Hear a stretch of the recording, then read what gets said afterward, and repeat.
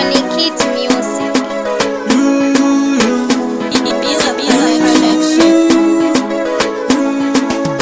Onikiri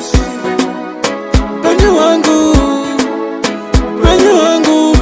Sando sangana nazo Niza upenyu wangu usinyore Musango na ninyerere Pane zvinondinetsa uzvizere Namwe pano pasi haipere Upenyu wangu usinyore Musango na ninyerere Pane zvinondinetsa uzvizere Namwe pano pasi haipere Iwe yera, yera Mweya, uya Mweya mterera ndi uya undinunura Chakara ndinara zvinora ndiremera Pakuda nyasha zenyu mundiyamure Ondedza nyika ino ndingazikwanise Upenyu wangu usinyore Musango na ndinyerere Pane zvinondinetsa uzvizere Namwe pano pasi haipere Upenyu wangu usinyore Musango na ndinyerere Pane zvinondinetsa uzvizere Namwe pano pasi haipere Upenyu wangu usinyore Musango na ndinyerere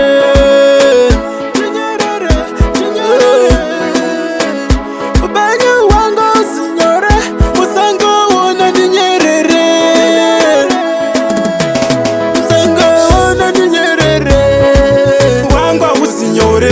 Musango na ndinyerere Pane zvinondinetsa uzvizere Namwe pano pasi haipere Upenyu wangu usinyore Musango na ndinyerere Pane zvinondinetsa uzvizere Namwe pano pasi haipere Iwe yera,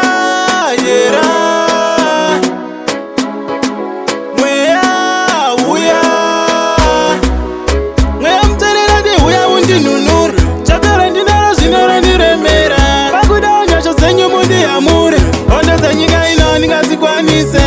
Upenyu wangu usinyore Musango na ndinyerere Pane zvinondinetsa uzvizere Namwe pano pasi haipere Upenyu wangu usinyore Musango na ndinyerere Pane zvinondinetsa uzvizere Namwe pano pasi haipere Upenyu wangu usinyore Musango na ndinyerere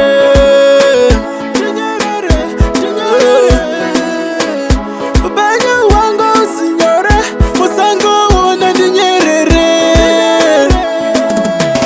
Musango na ndinyerere